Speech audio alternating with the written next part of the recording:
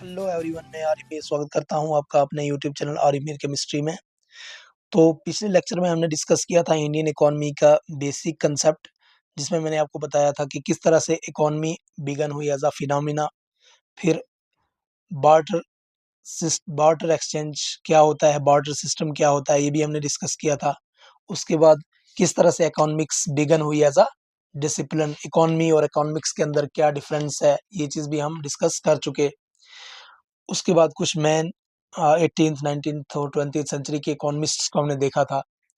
आज हम जो डिस्कस करने जा रहे हैं वो है कुछ डेफिनेशंस हम डिस्कस करेंगे। Definitions of economics. कुछ अलग अलग डेफिनेशंस दी हुई हैं, इकोनॉमिक्स को डिफाइन किया गया है अलग अलग तरीके से। हम ऐसे भी कह सकते हैं कि ये स्टेजेस हैं इकोनॉमिक्स की, इसको आप स्टेजेस भी कह सकते हो इकोनॉमिक्स की। क्या है? स्टेजेस ऑफ इकोनॉमिक्स, या फिर आप कह सकते हो डेफिनेशंस ऑफ इकोनॉमिक्स। ये डेफिनेशंस जो हैं ये स्टेजेस को भी रिप्रेजेंट करती हैं इकोनॉमिक्स की, क्योंकि सबसे पहले सीक्वेंस में चलेंगे हम। सबसे पहले किसने डेफिनेशन दी, फिर किसने दी, इस तरह से सीक्वेंस में हम लेके चलेंगे। तो सबसे पहले जो डेफिनेशन आपकी दी थी, डिफाइन जो किया था सबसे पहले इकोनॉमिक्स को, वो किया था एडम स्मिथ ने। तो सबसे पहली डेफिनेशन हम लेके चलते हैं Smiths wealth definition of economics. Smiths Adam Smith की है, तो उसको कहा जाता है Smiths wealth definition of economics. Smiths wealth definition of economics. देखिए, सबसे पहले मैं बताऊं आपको किसने ये डेफिनेशन दी। तो ये डेफिनेशन दी थी, definition was given by Adam Smith. Given by Adam Smith ने ये डेफिनेशन दी हुई है भाई, गिवन बाय एडम स्मिथ। याद रखिएगा, जेकेएसएसबी कभी कभी डेफिनेशन में से ही क्वेश्चन डायरेक्ट पूछ लेती है। गिवन बाय एडम स्मिथ, जिसको हम फादर ऑफ इकोनॉमिक्स भी कहते हैं। एडम स्मिथ क्या है? फादर ऑफ इकोनॉमिक्स भी कहा जाता है इसको। ठीक है, फादर ऑफ इकोनॉमिक्स किस साल में दी है? इन 1776। एडम स्मिथ ने दी है 1776 में दी हुई है। इन हिज बुक, किस बुक में? इन हिज बुक, इसकी बुक में दी हुई है। इसने एक बुक लिखी थी, उस बुक में दी हुई है। In his book the wealth of Nations. The wealth of Nations, इस बुक में इसने ये डेफिनेशन दी है भाई। ठीक है, तो फादर ऑफ इकोनॉमिक्स भी कहते हैं इसको हम। एक बात, दूसरी बात आपको याद रखनी है कि एडम स्मिथ क्या है? फादर ऑफ इकोनॉमिक्स है। 1776 में इसने ये डेफिनेशन दी है। और किस बुक में दी है? किस बुक में दी हुई है? द वेल्थ ऑफ नेशंस, जो इसकी बुक है, वेल्थ ऑफ नेशंस जो बुक है, इसमें इसने ये डेफिनेशन दी हुई है भाई। ठीक है, ये चीजें आपको इसके बारे में जहन में रखनी है। ठीक, अब क्या कहता है? व्हाट डिड एडम स्मिथ से, क्या कहा इसने? According to Adam Smith, Adam Smith क्या कहता है? According to Adam Smith, economics is the science of wealth. उसने साफ साफ कहा कि इकोनॉमिक्स जो है, it is the science of wealth. उसने डिफाइन किया इकोनॉमिक्स को कि ये क्या है? साइंस ऑफ वेल्थ है। याद रखिएगा, एडम स्मिथ ने क्या डिफाइन किया है? Economics is the science of, economics को कैसे डिफाइन किया है? Economics is the science of wealth. ठीक है, according to Adam Smith. Adam Smith ने क्या कहा? इकोनॉमिक्स क्या है भाई? इकोनॉमिक्स क्या है? साइंस ऑफ वेल्थ है। क्लियर हो गई बात? अब देखिए, मतलब क्या है इकोनॉमिक्स जो स्टडी करती है? मतलब इसका ये है कि इकोनॉमिक्स मेनली स्टडीज, इकोनॉमिक्स इसका ये मतलब है कि इकोनॉमिक्स जो है मेनली स्टडीज इसका ये मतलब है कि इकोनॉमिक्स जो है मेनली स्टडी करती है प्रोडक्शन ऑफ वेल्थ, कि कैसे वेल्थ बनेगी, प्रोडक्शन ऑफ वेल्थ, ठीक है, अर्निंग वेल्थ, बस वेल्थ पे ही घूम रही है डेफिनेशन, अर्निंग ऑफ वेल्थ से आगे नहीं बढ़ रही है। Earning of wealth, distribution of wealth, increase of wealth, सारी कहानी किसके अराउंड है, वेल्थ के अराउंड है। याद रखो, जो भी बात आ रही है तो किसके अराउंड आ रही है, वेल्थ के अराउंड ही आ रही है। तो साइंस ऑफ वेल्थ, उसने क्या कह दिया साफ साफ, एडम स्मिथ ने क्या कह दिया, इकोनॉमिक्स क्या है, साइंस ऑफ वेल्थ है, ठीक है। अब उसके कहने का ये मतलब था, उसका वो ये कहना चाहता था एडम स्मिथ के मुताबिक, अगर कोई नेशन, इफ अ नेशन, उसके मुताबिक अगर कोई nation, if a nation becomes rich, अगर कोई नेशन रिच बन जाता है, if a nation becomes rich, अगर कोई नेशन क्या बन जाता है, रिच बन जाता है, तो people becomes prosperous, people become, people बन जाते हैं वहां के प्रॉस्पेरस भाई, समझ आई, लोग अपने आप वहां के प्रॉस्पेरस हो जाते हैं। यहाँ पे उसने जो, याद रखिएगा, उसने जो मेथड स्टडी करने के लिए लगाया था, उसने लगाया था इंडक्टिव मेथड। कौन किस मेथड से उसने ये चीज अप्लाई की, किस मेथड से उसने ये चीज जो है, उसने इंडक्टिव मेथड से स्टडी किया था। अब इंडक्टिव मेथड क्या होता है, देखिए, इंडक्टिव मेथड उसने यूज किया था। इंडक्टिव मेथड का मतलब होता है कि स्मॉल इंडिविजुअल केसेस को स्टडी किया जाता है। स्मॉल, ऐसा नहीं है कि बहुत बड़े बड़े के, नहीं, स्मॉल इंडिविजुअल केसेस को स्टडी करना। स्मॉल इंडिविजुअल, इंडक्टिव केसेस में क्या किया जाता है, इंडक्टिव मेथड में क्या किया जाता है, स्मॉल इंडिविजुअल केसेस को स्टडी किया जाता है, इंडिविजुअल केसेस को स्टडी किया जाता है, फर्स्ट स्टडी किया जाता है, ठीक है, और फिर एक जनरल कंक्लूजन निकाला जाता है। देन फिर क्या करता है, जब छोटे सा कोई स्टडी सैंपल लिया, कोई सैंपल पॉपुलेशन ले ली एक एरिया की छोटी सी, वहां पे स्टडी किया, और फिर एक क्या दे दिया, जनरल कंक्लूजन दे दिया, उसको कहते हैं इंडक्टिव मेथड। एक फिर जनरल कंक्लूजन पे आ गया भाई वो, ठीक है। तो जनरल कंक्लूजन यानी उसने कोई डिफरेंट मार्केट्स को या बिजनेस को उसने क्या किया, ऑब्जर्व दे दी, ऑब्जर्व किया, और जनरल इकोनॉमिक्स प्रिंसिपल उसने बना दिया। जैसे कोई मार्केट या कोई बिजनेस को उसने ऑब्जर्व किया होगा, ठीक है, कोई छोटा सा मार्केट, कोई छोटा सा बिजनेस को उसने ऑब्जर्व किया, और जनरल यानी पार्टिकुलर से जनरल, कोई छोटा सा पार्टिकुलर केस स्टडी किया बिजनेस का या मार्केट का, और पार्टिकुलर से क्या दे दिया, एक जनरल स्टेटमेंट उसने बना दिया, जनरल प्रिंसिपल बना दिया, ठीक है। ये किसकी, ये इंडक्टिव मेथड से उसने स्टडी किया हुआ है, इंडक्टिव मेथड से उसने डेफिनेशन निकाली हुई है। नेक्स्ट बात आती है एक चीज इसी के अंदर, इसी की डेफिनेशन में एक पॉलिसी है, याद रखिएगा, वेरी इंपॉर्टेंटली पूछी जाती है भाई, laissez faire policy. Laissez faire policy कभी पूछी जा सकती है, ये क्या चीज है, लेजर्स फेयर पॉलिसी क्या है, लेजर्स फेयर पॉलिसी, ये भी एडम स्मिथ की डेफिनेशन में ही इंक्लूडेड है, लेजर्स फेयर पॉलिसी। इसका क्या मतलब है, देखिए, ये इसका लिटरल मीनिंग जो है, ये एक फ्रेंच टर्म है, लेजर्स फेयर जो है, ये एक फ्रेंच टर्म है, ये एक फ्रेंच टर्म है, इसका मतलब होता है leave it alone. Laissez faire का मतलब होता है लीव इट अलोन, छोड़ दो अपने हाल पे, leave it alone, leave it alone, ठीक है। अब इसका इकोनॉमिक्स में क्या मतलब निकलता है, जब इकोनॉमिक्स में बात करेंगे हम, लिटरल मीनिंग इसका ये है कि लीव इट अलोन, ये इसका लिटरल मीनिंग है, लीव इट अलोन।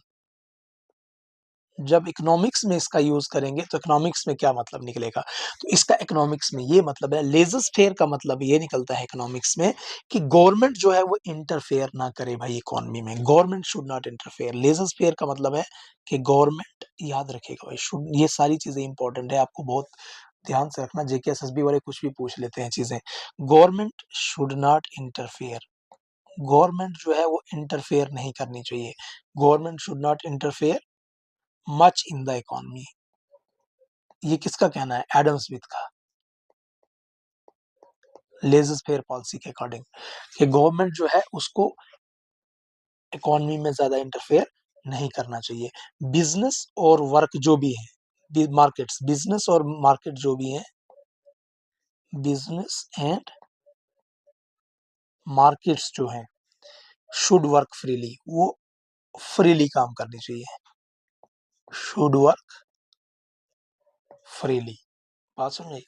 तो अब देखिए अकॉर्डिंग टू स्मिथ, स्मिथ क्या कहता है कि people know their own interest better, लोग जो है अपना इंटरेस्ट बेहतर जानते हैं और फ्री मार्केट जो है वो बेस्ट काम करती है automatically, according to Smith. Smith के according, according to Smith, according to Smith क्या है, people know their interest own interest better, लोग जानते हैं, people know their own interest better, अपना इंटरेस्ट लोग अच्छे से जानते हैं, people know their own interest better. याद रखिएगा भाई ये सारी चीजें हैं, ये आपको ध्यान में रखनी है। फ्री मार्केट जो होगी जिसपे कोई प्रेशर नहीं होगा, कुछ नहीं होगा, फ्री में कोई इंटरवेंशन नहीं होगी, free market works better automatically, free market जो होगी वो बेटर काम करेगी, वर्क्स बेटर ऑटोमेटिकली,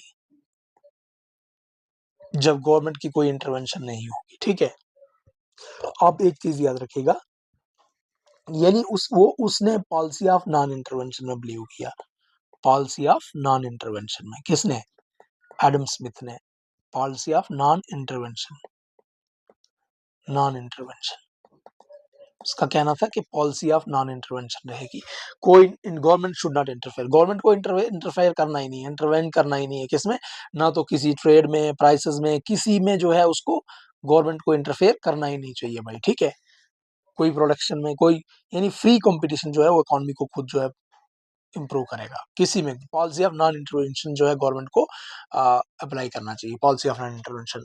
अब एक चीज यहाँ पे और इम्पोर्टेंट है, याद रखिएगा, इम्पोर्टेंट चीज है, उसको हम कहते हैं इनविजिबल हैंड थ्योरी, ये भी इसी के साथ जुड़ी हुई है, एडम स्मिथ की डेफिनेशन में इनविजिबल हैंड थ्योरी कहते हैं इसको, इनविजिबल हैंड थ्योरी। ये क्या है इनविजिबल हैंड थ्योरी, ये इंपॉर्टेंट आइडिया था किसका, एडम स्मिथ का, one of the most important idea, one of the most important idea,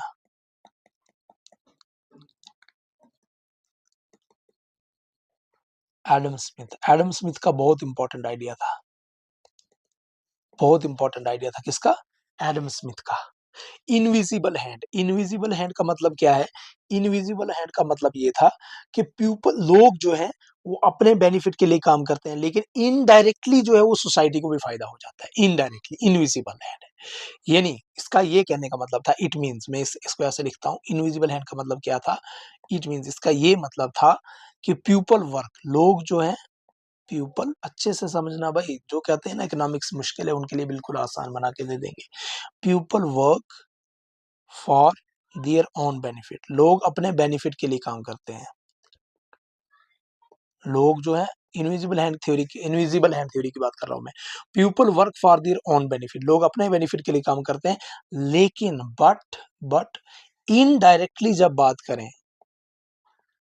जब आप जब आप अपने ही बेनिफिट के लिए काम कर रहे होगे तो इनडायरेक्टली क्या हो जाएगा, society also gets benefit, society को भी कुछ ना कुछ बेनिफिट्स हो जाता है, सोसाइटी आल्सो गेट्स बेनिफिट, कैसे, मैं एग्जांपल देता हूँ, बेनिफिट जैसे सोसाइटी को भी कुछ ना कुछ बेनिफिट हो जाता है, जैसे एग्जांपल समझो आप, मान लो कोई शॉपकीपर है, मान लो कोई शॉपकीपर है, एक्स हमारे पास शॉपकीपर है, ठीक है, या मान लो कोई शॉपकीपर ए है हमारे पास, ये शॉपकीपर है, ये क्या करता है,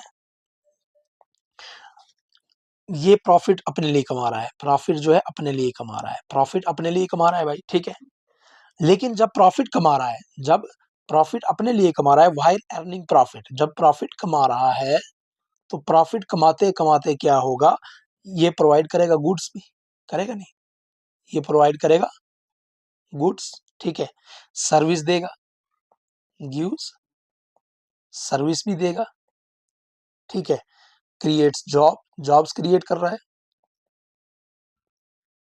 उसके बाद सो इससे क्या हुआ, society also, society also gets, society also gets benefits, society को भी क्या मिल रहा है, बेनिफिट मिल रहा है, यानी दिस ऑटोमेटिकली बैलेंसिंग फोर्स, ये जो ऑटोमेटिकली बैलेंसिंग फोर्स है, ये जो ऑटोमेटिक बैलेंसिंग फोर्स है, ये जो automatic, this automatic balancing force जो है,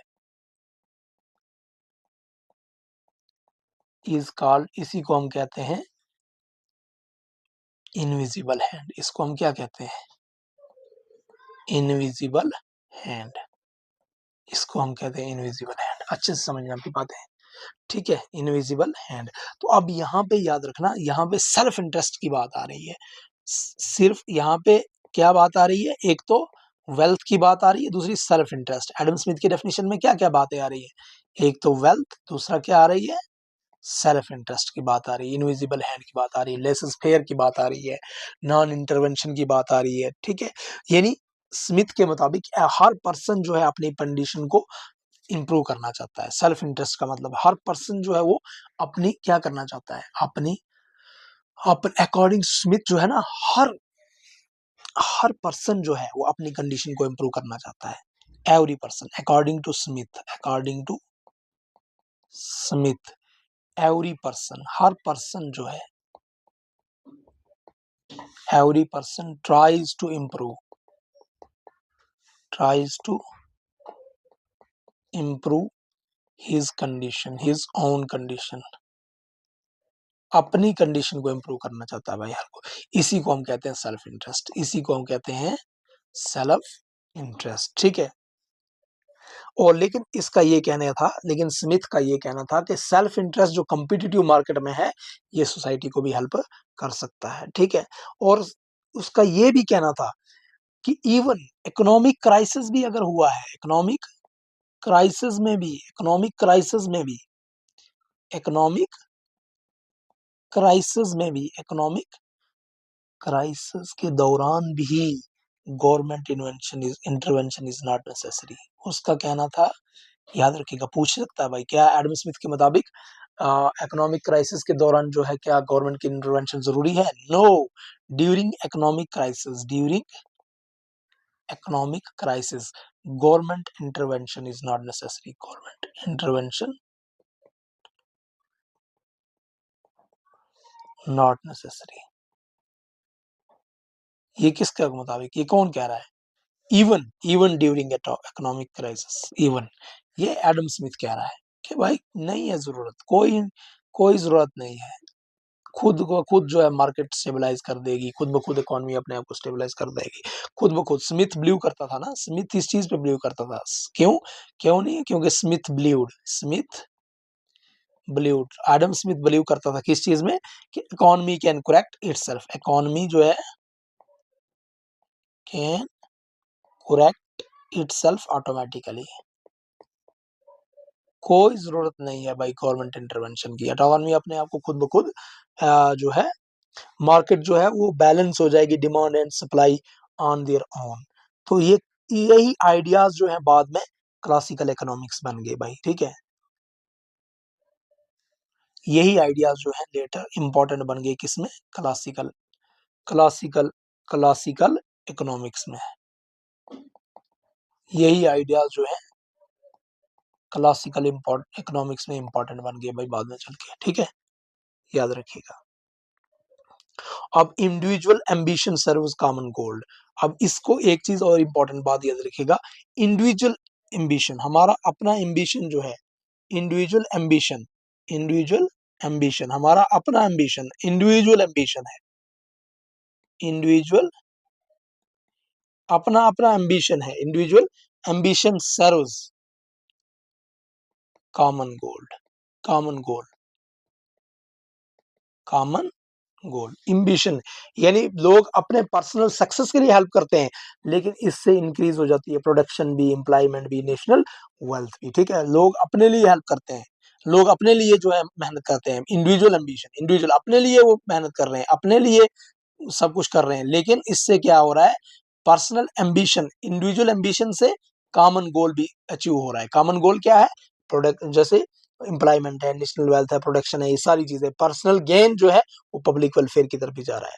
लेकिन याद रखिए, इस डेफिनेशन को देखते हुए जो है दो साइंटिस्ट थे, जैसे जॉन रस्किन, उस टाइम में जॉन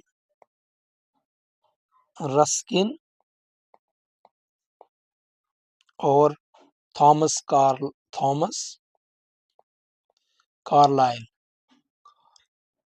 थॉमस कार्लाइल, इन्होंने इन दो थिंकर्स, ये दो थिंकर्स थे, इन्होंने ऐसी डेफिनेशन को देख के, इस चीज को देख के इन्होंने इस इकोनॉमिक्स को कहा था कि ये डिसमल साइंस है। डिसमल साइंस, डिसमल साइंस कहा था इकोनॉमिक्स को। इकोनॉमिक्स को क्या कहा था?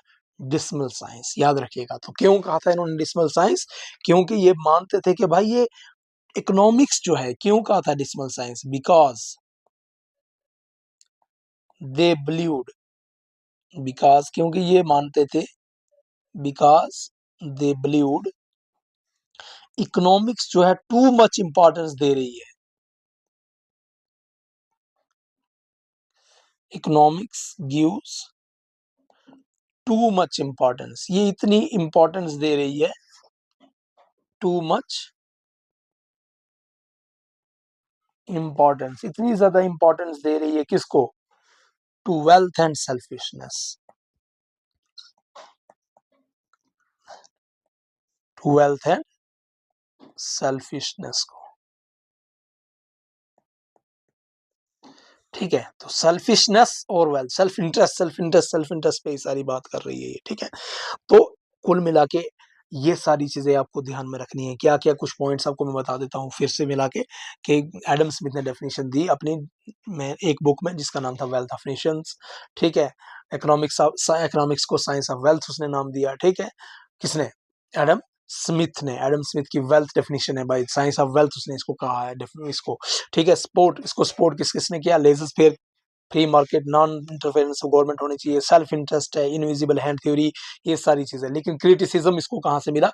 जॉन रस्किन, थॉमस कार्लाइल जैसे लोगों ने इसको वो किया। क्यों? क्योंकि ये जो है टू मच इंपॉर्टेंस देती है ह्यूमन वेल्थ को, सिर्फ सिर्फ वेल्थ को ये देती है, इंपॉर्टेंस देती है वेल्थ को, और जो है इग्नोर करती है, किस चीज को इग्नोर करती है? ये डेफिनेशन, ये इकोनॉमिक्स, क्योंकि उस टाइम पे इकोनॉमिक्स यही थी भाई, यही डेफिनेशन आई तो यही थी economics. Ignored human welfare, human welfare को डेफिनेशन, ह्यूमन वेलफेयर के बारे में कोई बात ही नहीं कर रही है। Human welfare and social welfare के बारे में कोई बात ही नहीं हो रही है, तो ये कैसी साइंस है भाई? Human welfare and social welfare के बारे में कोई बात जब नहीं हो रही है, तो उन्होंने इसलिए कहा कि ये है भाई, क्या कहेंगे इसको? डिसमल साइंस है। ठीक है, तो हम इसको देखिए, इसमें से कुछ भी पूछ सकते हैं। अब इसमें कितने सारे एमसीक्यूज बनते हैं भाई, किसने फादर ऑफ इकोनॉमिक्स कौन है, उसके बाद wealth of definition, wealth definition किसने दी हुई है, कब दी हुई है, किस बुक में दी हुई है, लेजर फेयर का मतलब क्या है, और इकोनॉमिक्स अकॉर्डिंग टू स्मिथ क्या है, साइंस ऑफ वेल्थ है। इनविजिबल हैंड रेफर का क्या मतलब है? इनविजिबल हैंड का क्या मतलब है? ये है कि सेल्फ इंटरेस्ट गाइडिंग इकोनॉमी है, self interest, self interest economics, self interest. Invisible hand का है सेल्फ इंटरेस्ट गाइडिंग इकोनॉमी। ठीक है, और किसने साइंस कहा है भाई के डिसमल साइंस है भाई? रस्किन और कार्लाइल ने कहा हुआ है। ठीक है, तो क्यों कहा है? क्योंकि भाई यहाँ पे ये इसलिए कह रहे हैं क्योंकि यहाँ पे कोई बात ही नहीं हो रही है, ना ह्यूमन वेलफेयर की, ना सोशल वेलफेयर की, यहाँ बात सिर्फ सेल्फ इंटरेस्ट की हो रही है। तो ये डिसमल का मतलब क्या होता है? सैड, ग्लूमी, डिप्रेसिंग, बिल्कुल है ना, इस टाइप की जो है डिसमल साइंस है ये। तो इसलिए कह रहे हैं क्योंकि बिल्कुल यहाँ पे ना मॉरलिटी की बात हो रही है, ना ह्यूमैनिटी की बात हो रही है, ना कोई इमोशंस की बात हो रही है, ना ह्यूमन वेलफेयर की बात हो रही है। इसलिए इन्होंने कह दिया इसको कि ये जो है डिसमल साइंस है। तो ये साइंस ऑफ वेल्थ की दूसरी डेफिनेशन आती है आपकी, जो दूसरी डेफिनेशन उसके बाद आई, क्योंकि मैं स्टेजेस भी बात की, मैंने आपको ऐसे नहीं कहा कि खाली डेफिनेशंस है, ये स्टेजेस भी दिखा रही है, ये स्टेजेस भी रिप्रेजेंट कर रही है डेफिनेशन। मार्शल की वेलफेयर डेफिनेशन, मार्शल की वेलफेयर डेफिनेशन आती है भाई दूसरी, marshals, marshals welfare definition of economics, welfare definition of economics.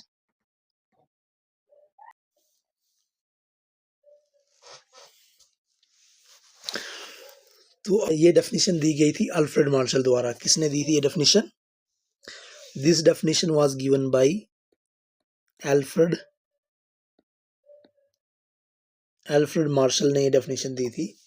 और ये जो है one of the most important neo classical economist है, नियो क्लासिकल इकोनॉमिस्ट माना जाता है इसको, most important neo classical economist,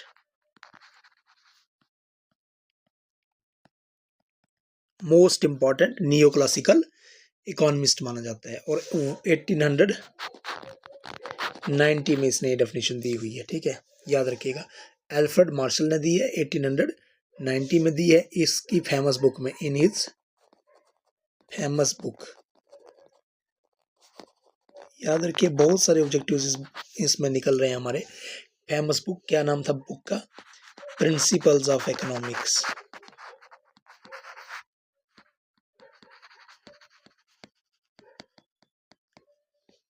principles of economics. और ये बुक जो है बड़ी फेमस हुई थी, बहुत फेमस बुक हो गई थी, ये बहुत फेमस हुई थी ये बुक इकोनॉमिक्स में। अब मार्शल क्या कहता है, डेफिनेशन क्या है मार्शल की, वेलफेयर डेफिनेशन क्या है इकोनॉमिक्स की? मार्शल क्या कहता है? मार्शल कहता है कि economics is the study of mankind. Marshall ने क्या कहा? इकोनॉमिक्स, याद रखिएगा Marshall, according to Marshall, according to Marshall क्या कहा मार्शल ने? Economics is the study of mankind, study of mankind in the ordinary business of life. सारी चीजें समझाऊंगा, ध्यान से जुड़े रहिए। In the ordinary business of life. थोड़ा सा टेक्निकल चीजें जैसी होती है ना इकोनॉमिक्स में, लेकिन समझेंगे तो बहुत मजा आएगा। इन the ordinary business of life, बिल्कुल बेसिक चीजें हैं, पहले ये समझनी है सारी। कभी कभी जेकेएसएसबी बेसिक डेफिनेशंस में से भी क्वेश्चन बना लेती है भाई, कि अल्फ्रेड मार्शल ने क्या कैसे डिफाइन किया इकोनॉमिक्स को, ठीक है। ये नहीं, अब मार्शल जो बिलीव कर रहा था, मार्शल क्या बिलीव करता था कि इकोनॉमिक्स जो है सिर्फ वेल्थ के बारे में नहीं है। मार्शल ने बिलीव किया तो कि इकोनॉमिक्स सिर्फ वेल्थ के बारे में नहीं है, ठीक है, बल्कि इट इज अबाउट, ये किसके बारे में है? It is about human welfare के बारे में है। अब मार्शल बिलीव कर रहा है क्या? ह्यूमन वेलफेयर के बारे में, according to Marshall, according to Marshall. Marshall कह रहा है कि ये सिर्फ वेल्थ के बारे में नहीं है, बल्कि it is about human welfare, human wellbeing के बारे में बात हो रही है, ह्यूमन वेलबींग के बारे में बात हो रही है, या मैं बेटर लाइफ ऑफ पीपल के बारे में बात हो रही है, बेटर लाइफ ऑफ पीपल के बारे में बात कर रही है economics, better life of people, ठीक है। अब याद रखिए मार्शल के अकॉर्डिंग ही मैं बात कर रहा हूं, according to Marshall wealth is important, according to Marshall wealth is important, according to Marshall wealth is important, wealth important है, ऐसा नहीं कि वेल्थ इंपॉर्टेंट नहीं है, वेल्थ इंपॉर्टेंट है, बट लेकिन क्या है, बट वेल्थ जो है only a means to improve human welfare, human welfare को इंप्रूव करने का एक जरिया है, only a means to improve human welfare. अब मेन आइडिया क्या निकला भाई, देखिए एडम स्मिथ वर्सेस, अगर मार्शल को हम कंपेयर करें, एडम स्मिथ का क्या था? एडम स्मिथ कह रहा था इकोनॉमिक्स क्या है? साइंस ऑफ वेल्थ है, वो क्या थी? साइंस ऑफ वेल्थ है। और मार्शल क्या कह रहा है? ये साइंस ऑफ ह्यूमन वेलफेयर है, क्या है? तो वेल्थ से कहां की तरफ शिफ्ट हो गए अब हम? ह्यूमन वेलफेयर की तरफ। याद बात समझ में आ रही है? वेल्थ से कहां की तरफ शिफ्ट हुए हम? एडम स्मिथ से कहां की तरफ शिफ्ट हो गए अब हम? वेलफेयर की तरफ, वेल्थ से ह्यूमन वेलफेयर की तरफ। बात समझ में आ रही है चीजें? यहाँ एडम स्मिथ था, वेलफेयर जो था वो एडम स्मिथ क्या बात कर रहा था? वेल्थ की बात कर रहा था, और मार्शल किसकी बात कर रहा है? वेलफेयर की बात कर रहा है, ह्यूमन वेलफेयर की बात कर रहा है, ठीक है। ऑर्डिनरी बिजनेस ऑफ लाइफ का क्या मतलब है? यहाँ कहा ना उसने कि ordinary business of life in the, क्या है? Economics is the study of mankind in the ordinary business of life. Ordinary business of life का क्या मतलब है? ऑर्डिनरी बिजनेस ऑफ लाइफ समझते हो? Ordinary business of life, ordinary business of life का मतलब हो गया, ऑर्डिनरी बिजनेस ऑफ लाइफ कुछ नहीं है भाई, डेली इकोनॉमिक एक्टिविटीज, जैसे मान लो हमारी अर्निंग इनकम जो हम कमा रहे हैं, daily earning income, spending money, पैसा खर्च रहे हैं हम, ये ऑर्डिनरी बिजनेस ऑफ लाइफ है हमारा। Buying good, selling products, buying good, selling products, saving money etcetera, ये सारी चीजें जो ऑर्डिनरी बिजनेस ऑफ ह्यूमन, ठीक है। तो अब इकोनॉमिक्स जो है स्टडी कर रही है कैसे ह्यूमन अर्न कर रहे हैं और यूज कर रहे हैं इनकम फॉर बेटर लिविंग, ठीक है। तो वेल्थ अकॉर्डिंग टू मार्शल जो है, वेल्थ जो है ना, अकॉर्डिंग टू मार्शल, याद रखिएगा, मार्शल ने रिजेक्ट नहीं किया था वेल्थ को, बल्कि उसने कहा वेल्थ नेसेसरी है, लेकिन वेल्थ सब कुछ नहीं है। वेल्थ सब कुछ नहीं है। वेल्थ क्या है? एक टूल है ह्यूमन वेलफेयर के लिए। वेल्थ क्या है? एक टूल है ह्यूमन वेलफेयर के लिए। ह्यूमन वेलफेयर बड़ी चीज है। वेल्थ क्या है? एक टूल है ह्यूमन वेलफेयर के लिए। तो ह्यूमन वेलफेयर के बारे में बात करता है कौन? अल्फ्रेड मार्शल, ठीक है। जैसे कैसे टूल है? क्योंकि मनी हेल्प्स पीपल, खाना खरीदने में, बाई फूड, एजुकेशन लेने में, गुड हेल्थ केयर लेने में, लिव कंफर्टेबली। तो ह्यूमन वेलफेयर मोर इंपॉर्टेंट है। उसके अकॉर्डिंग ह्यूमन वेलफेयर जो है, मार्शल के अकॉर्डिंग जो है, ह्यूमन वेलफेयर की अगर बात करें तो मोर इंपॉर्टेंट है भाई। ह्यूमन वेलफेयर क्या है? मोर इंपॉर्टेंट है देन किससे? वेल्थ से। किससे? देन वेल्थ से, ठीक है। तो इसलिए मार्शल ज्यादा इंपॉर्टेंस जो है ह्यूमंस को देता है। मार्शल किसको ज्यादा इंपॉर्टेंस देता है? ह्यूमन वेलफेयर को देता है, ह्यूमंस को देता है। याद रखिएगा इस बात को भाई, अच्छे से याद रखिएगा। अब याद रखिए, मार्शल की डेफिनेशन ज्यादा पॉपुलर हुई थी। मार्शल की डेफिनेशन क्या हुई थी? ज्यादा पॉपुलर हुई थी। किससे? As compared to Adam Smith के। क्यों? क्योंकि इसने इकोनॉमिक को ह्यूमन सेंटर्ड बना दिया था। इसने इकोनॉमिक्स को क्या बनाया था? ह्यूमन सेंटर्ड बनाया था। इसने इकोनॉमिक्स को क्या बनाया था? ह्यूमन सेंटर्ड बनाया था। ह्यूमन सेंटर्ड बनाया था, ठीक है। उसके बाद इसने कनेक्ट किया इकोनॉमिक्स को वेलफेयर के साथ। Connected economics with welfare, with welfare के साथ कनेक्ट किया इसने इकोनॉमिक्स को, ठीक है। इंपॉर्टेंस ऑफ सेल्फिशनेस को इसने इनका रिड्यूस किया। रिड्यूस्ड इंपॉर्टेंस ऑफ सेल्फिशनेस की जो बात की थी उसने, सेल्फिशनेस की जो बात की थी भाई उसने, सेल्फ इंटरेस्ट वगैरह की, उसने एडम स्मिथ ने उसको इसने रिड्यूस किया। इंक्लूडेड सोशल वेलबींग को इसने इंक्लूड किया। इसलिए ये थोड़ी सी इंपॉर्टेंट बन जाती है डेफिनेशन, ठीक है। तो ये सारी चीजें आपको ध्यान में रखनी होंगी। तो ये स्टडी ऑफ मैनकाइंड है, ह्यूमन वेलफेयर यहाँ पे ज्यादा। तो ये कुछ खास बातें आपको याद रखनी है। अल्फ्रेड मार्शल ने डेफिनेशन दी है, 1890 में दी है। किस बुक में दी है? प्रिंसिपल ऑफ इकोनॉमिक्स ने दी हुई है। और इकोनॉमिक यहाँ क्या स्टडी कर रही है? इसकी डेफिनेशन के मुताबिक ह्यूमन वेलफेयर कर रही है। और वेल्थ जो है वो मीन्स है, जबकि कोई एंड नहीं है। वो मीन्स है, वो सब कुछ नहीं है, ठीक है। ये आपको बिल्कुल, आपको ये अच्छे से याद रखना है, ठीक है। उसके बाद आती है एक और इंपॉर्टेंट डेफिनेशन, वो भी आपको बहुत अच्छे से आनी चाहिए। तीसरी डेफिनेशन हम डिफाइन करेंगे तीसरे तरीके से इकोनॉमिक्स को, वो है रॉबिन्स की scarcity definition of economics. Very important, ये न्यू एज डेफिनेशन है। तीसरी डेफिनेशन जो आती है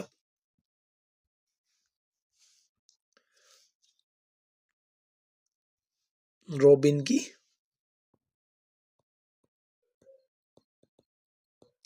रॉबिन्स स्कैरसिटी डेफिनेशन। अच्छे से करना भाई। इकोनॉमिक्स ऐसे सिखा दूंगा, ऐसे सिखा दूंगा ना, बेसिक से लेके एडवांस तक सिखा दूंगा। जो भी चीजें आपको मुश्किल लगेंगी वो सारी चीजें आसान करके सिखा दूंगा। Robins scarcity definition of economics. बस लेक्चर्स तो वॉच करने पड़ेंगे, लेकिन उसके लिए कंडीशन है कि लेक्चर को वॉच करना पड़ेगा आपको। Robins scarcity definition of economics. अब देखिए, इसको न्यू एज डेफिनेशन भी कहा जाएगा कि new age definition, new age definition. ये किसने दी? लायोनेल रॉबिन ने डेफिनेशन दी हुई है भाई। डेफिनेशन गिवन बाय रॉबिन्स, ठीक है, इन ईयर 1932 में। अब किस बुक में? एक फेमस बुक है इसकी भी, फेमस बुक, बड़ी इंपॉर्टेंट बुक है, याद रखिएगा। An essay on nature and significance of economic science। इस बुक में इसने ये डेफिनेशन दी है भाई, an essay on nature and significance of economic science, ठीक है। अब रॉबिन ने कैसे डिफाइन किया इसको? रॉबिन क्या कहता है? रॉबिन सेड,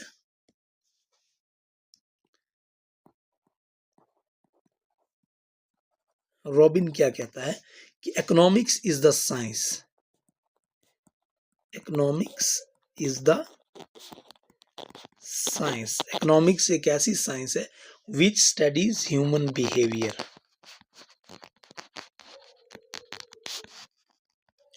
जो स्टडी करती है ह्यूमन बिहेवियर को, which studies human behaviour as a relationship, as a relationship between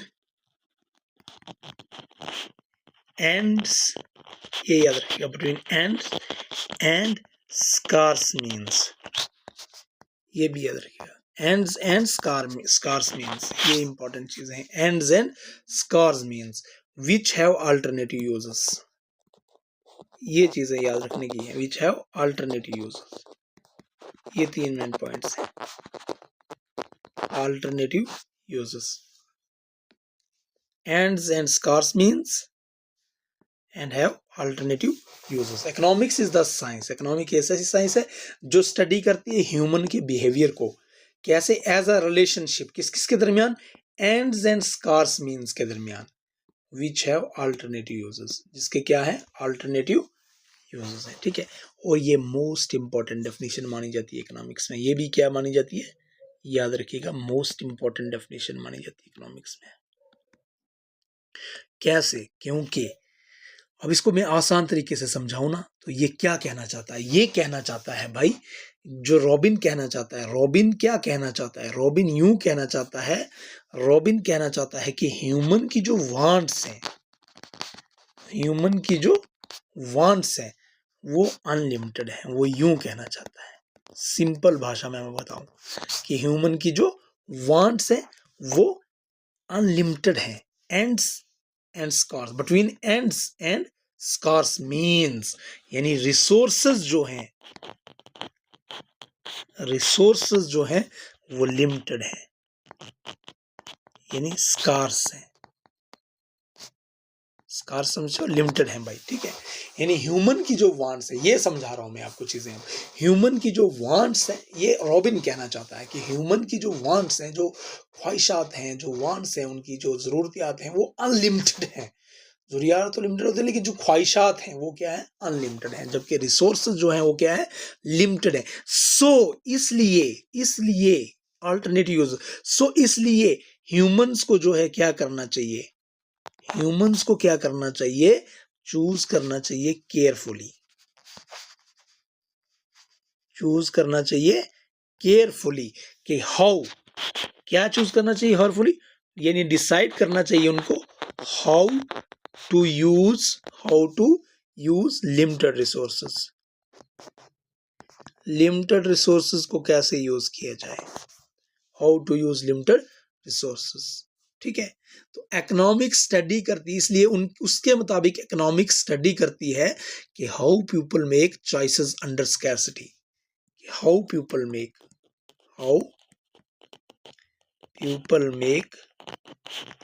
choices under scarcity, लोग कैसे चॉइसेस बनाते हैं अंडर स्कैर्सिटी। एंड्स का मतलब समझ रहे हो, एंड्स का क्या मतलब है भाई, एंड्स और स्कार्स मीन्स का, एंड्स का मतलब है यहाँ पे ह्यूमन वांट्स या गोल्स, ह्यूमन की वांट्स या गोल्स में बता सकता हूँ, ह्यूमन की जो वांट्स हैं या गोल्स हैं वो अनलिमिटेड है, ठीक है। जैसे ह्यूमन की वांट्स क्या है भाई, समझ रहे हो आप, फूड है, मोबाइल फोन है, एक आ गया तो दूसरा चाहिए, दूसरा आ गया तो तीसरा अच्छा लगता है भाई, ठीक है, मोबाइल फोन है, अब क्लॉथ्स है, ठीक, एजुकेशन, कार, हाउस, ये सारी चीजें जो ह्यूमन की वांट्स है, इनको हम एंड्स कह रहे हैं, क्या कह रहे हैं, एंड्स कह रहे हैं, ठीक है। और ह्यूमन वांट्स जो है they never and, they never and, human wants never and, never and, इनको हम एंड्स कह रहे हैं। तो एंड्स क्या है, सो एंड्स का मतलब क्या निकल रहा है यहाँ पे, एंड्स का मतलब निकल रहा है अनलिमिटेड वांट्स, अनलिमिटेड वांट्स, ठीक है, अनलिमिटेड वांट्स। और स्कैर्स का मतलब क्या निकल रहा है, स्कैर्स का मतलब क्या निकल रहा है कि रिसोर्सेज लिमिटेड है, रिसोर्सेज क्या हो गए, रिसोर्सेज। अब इससे भी आसान लैंग्वेज में, इससे भी आसान चीजें और कोई समझाएगा आपको तो बताना भाई मुझे। रिसोर्सेज लिमिटेड है, जैसे मनी है, रिसोर्स में क्या आता है, मनी है, टाइम है, लेबर है, आपका लैंड है, ये सारी तो लिमिटेड है ना भाई। रिसोर्सेज तो सारे आपके क्या है, लिमिटेड है। अब हर कुछ आप नहीं खरीद सकते, सब कुछ नहीं खरीद सकते आप। क्यों नहीं खरीद सकते? क्योंकि रिसोर्सेज क्या है, लिमिटेड है। इसलिए आपको क्या करना पड़ेगा, अल्टरनेटिव यूजेस। ये तीनों चीजें मैंने आपको कही थी, डब्बे में ऊपर रखी थी मैंने। आपको क्या करना पड़ेगा, अल्टरनेटिव यूजेस देखने पड़ेंगे। अल्टरनेटिव यूजेस यानी one resource can be used in many ways. Alternate resource का मतलब है वन रिसोर्स, एक रिसोर्स जो है can be used in many ways, उसको आप बड़े वेज में यूज कर सकते हो। जैसे वन रिसोर्स, एक रिसोर्स है आपके पास। फॉर एग्जाम्पल मैं आपको बताता हूँ, 50 रुपीज है आपके पास, 50 रुपीज कैन बी यूज्ड, उनको कहाँ लगा सकते हो आप, टू बाई, क्या क्या खरीदने में लगा सकते हो। कोई आप नोटबुक खरीद सकते हो, उनको आप चाहो तो बिस्किट खरीद सकते हो, चाहो तो कोई आप उससे टॉय खरीद सकते हो, चाहो तो पेन खरीद सकते हो। ठीक है, तो अब भी 50 रुपीज आप चाहो तो कहीं भी आप यूज कर सकते हो उसमें। लेकिन by, but you can buy only one या फ्यू। लेकिन आप या तो इस 50 से या तो ओनली वन या फ्यू थिंग्स ही खरीद सकते हो। ठीक है, या तो कुछ कुछ चीजें, तो यू मस्ट चूज, इसलिए आपको चूज करना पड़ेगा। यू मस्ट चूज, इसलिए आपको क्या करना पड़ेगा, चूज करना पड़ेगा भाई। तो आपको चूज करना पड़ेगा। This is called alternative use of scarce resources. इसी को हम क्या कहते हैं, दिस इज कॉल्ड, इसी को आप चूज करना पड़ा ना आपको, दिस इज कॉल्ड, इसी को हम कहते हैं अल्टरनेटिव यूजेस। इसी डेफिनेशन को अच्छे से पढ़ना भाई, alternative uses of scarce resources, scarce resources. बात समझ में आई? तो यही डेफिनेशन थी अल्फ्रेड इसकी दी हुई रॉबिन की, economics is the science which studies human behaviour as a relationship between ends and scarce. Ends हो गए अनलिमिटेड वांट्स, और scarce means which have alternative uses. अब समझ रहे हो आपको? जैसे उसके पास 50 रुपए थे किसी के पास, तो उससे वो तो एक चीज खरीद सकता है या फिर कुछ चीजें खरीद सकता है, लेकिन उसको चूज करना पड़ेगा। उसको जो है चूज, क्योंकि उसके पास जो है स्कार्स है, मींस उसके पास स्कार्स हैं, लेकिन उसके पास जो एंड्स हैं, जो चॉइस है उसके पास अब एक की वो कुछ बनेगी। तो इसलिए अनलिमिटेड वांट्स है। मेन प्रॉब्लम ये है कि अनलिमिटेड वांट्स है, मेन प्रॉब्लम ये है कि अनलिमिटेड वांट्स हैं जबकि लिमिटेड रिसोर्सेज है। ये एक प्रॉब्लम है भाई, बहुत बड़ी प्रॉब्लम है इकोनॉमी की, याद रखिएगा। Unlimited wants, human wants are endless, resources are limited, इसलिए चॉइस बिकम्स नेसेसरी, इसलिए चॉइस बिकम्स नेसेसरी। चॉइस क्या बन जाती है, नेसेसरी बन जाती है। चॉइस क्या बन जाएगी, नेसेसरी बन जाएगी भाई। Choice becomes necessary. बात समझ में आई? ये है डेफिनेशन किसकी, रॉबिन की दी हुई डेफिनेशन है भाई, रॉबिन्स डेफिनेशन ऑफ स्कैर्सिटी। कुछ समझ में आई बात? आई होप आपको आनी चाहिए समझ में ये चीज, जैसे मैंने आपको समझाया हुआ है। तो नेक्स्ट आपका आता है अब एक और डेफिनेशन है जिसको हम कहते हैं Samuelson's growth definition of economics. Last definition है, इसको भी देख लेते हैं। Samuelson's, SAMUELSONS, Samuelson's growth definition of economics. मैंने कहा था कि ये आपको देता है क्या करने के लिए, ये आपको देता है भाई स्टेजेस भी रिप्रेजेंट करती हैं। जो डेफिनेशंस हैं वो स्टेजेस भी इकोनॉमिक्स की दिखा रही हैं। ठीक है, ये मॉडर्न एज डेफिनेशन है भाई, ये मॉडर्न एज डेफिनेशन है,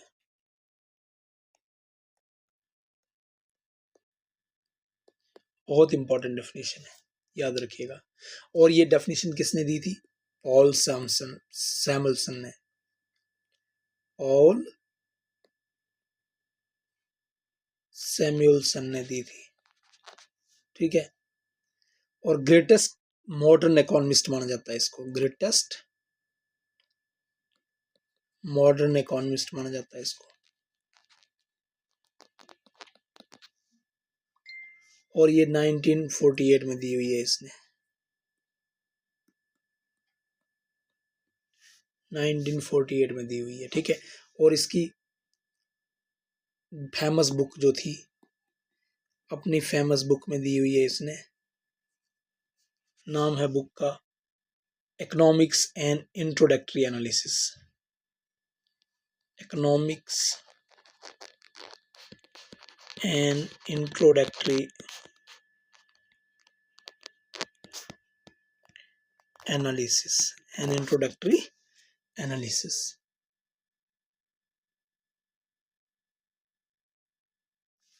अब ये क्या कहता है, और याद रखिएगा ये बहुत पॉपुलर बुक हो गई थी इकोनॉमिक्स की जो है ना वर्ल्ड में पूरी, बहुत बहुत बहुत बहुत। सैमुअल्सन डेफिनेशन क्या कहती है, सैमुअल्सन की डेफिनेशन क्या क्या कहता है ये, सैमुअल्सन डेफिनेशन,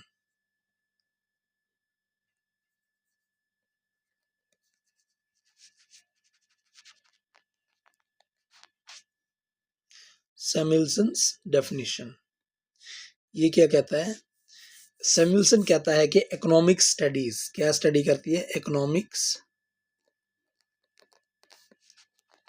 स्टडीज, इकोनॉमिक्स क्या स्टडी करती है, हाउ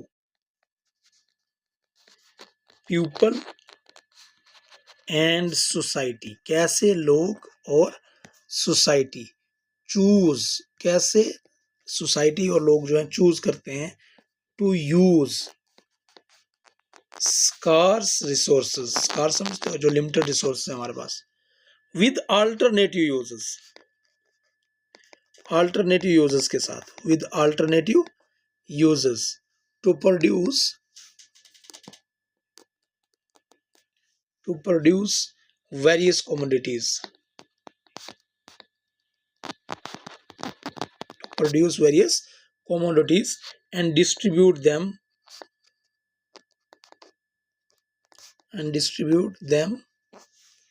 for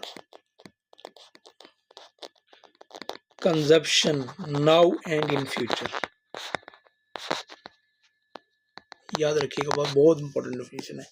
इकोनॉमिक्स ये कहता है कि इकोनॉमिक्स स्टडी करती है कि कैसे लोग और सोसाइटी चूज कर रहे हैं स्कार्स रिसोर्सेज को अल्टरनेटिव यूजर्स के साथ, ताकि वो प्रोड्यूस कर सके कमोडिटीज को और डिस्ट्रीब्यूट कर सके उनको कंजम्पशन के लिए अभी और फ्यूचर में। भाई बात समझ आई।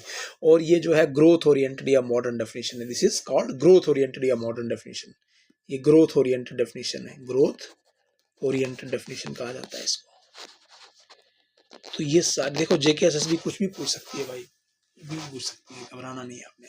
तो सैमुअल्सन ने कंबाइन किया वेल्थ को, वेलफेयर को, स्कार्सिटी को, इकोनॉमिक ग्रोथ को इनटू वन डेफिनेशन, याद रखिएगा। तो सैमुअल्सन ने क्या किया, सैमुअल्सन ने कंबाइन किया है भाई, सैमुअल्सन ने कंबाइन किया, किस किस को कंबाइन किया, कंबाइंड वेल्थ को,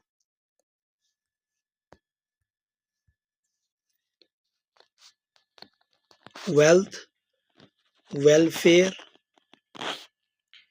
स्कैर्सिटी, इकोनॉमिक ग्रोथ, सारा उसने एक डेफिनेशन में कंबाइन किया टू वन डेफिनेशन, एक डेफिनेशन में।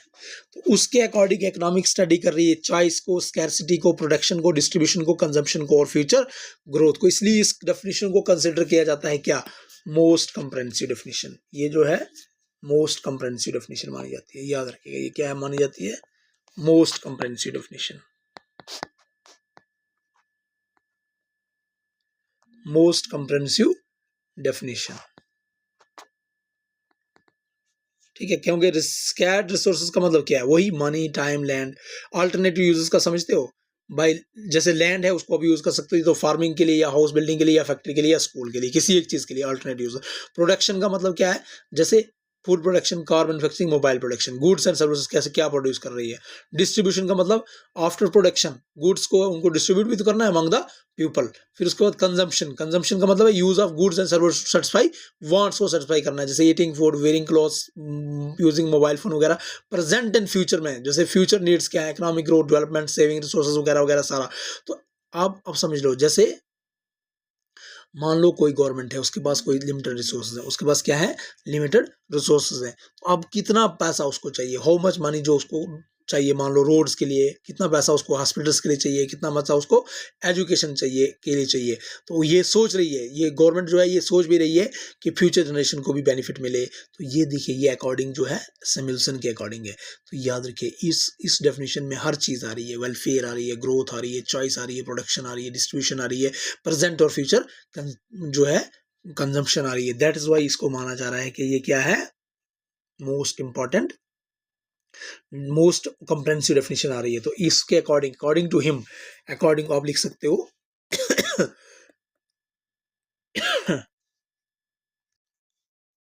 अकॉर्डिंग टू हिम,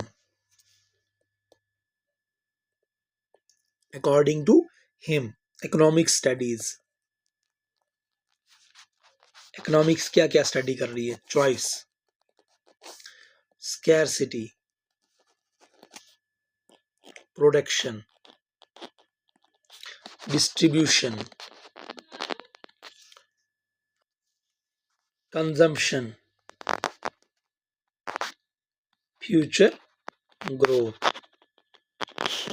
ये सारी चीजें कर रही है स्टडी, इसलिए इसको माना जाएगा कि ये मोस्ट कंप्रेहेंसिव डेफिनेशन है। तो ये थी इकोनॉमिक्स की कुछ डेफिनेशन, 4 तरीके से हमने इकोनॉमिक्स को डिफाइन किया, एडम स्मिथ से लेके स्टेजेस ऑफ ये इकोनॉमिक्स भी डिफाइन होगी, इस तरह से स्टेजेस किस किस तरह से इकोनॉमिक्स जो है डेवलप हुई, यहाँ पहुंची। अब हम कल देखेंगे कुछ सेंट्रल प्रॉब्लम्स ऑफ इकोनॉमिक्स, फिर उसके बाद इकोनॉमिक्स की जो डिविजन्स है, माइक्रो इकोनॉमिक्स, मैक्रो इकोनॉमिक्स क्या होती है, मेटा इकोनॉमिक्स क्या होती है, मीजो इकोनॉमिक्स क्या होती है, ठीक है।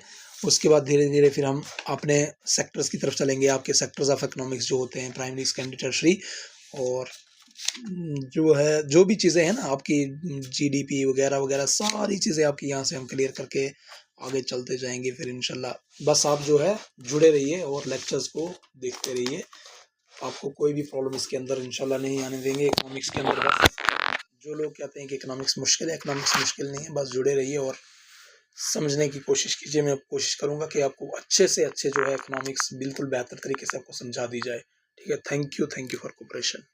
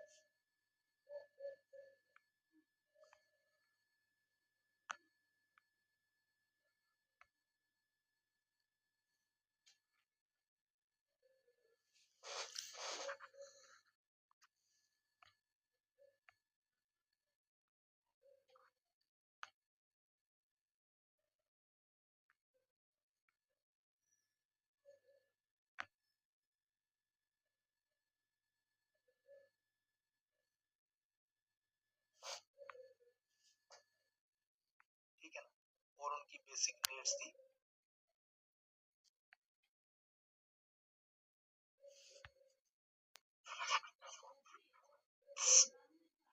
ठीक, अब क्या कहता है, व्हाट डिड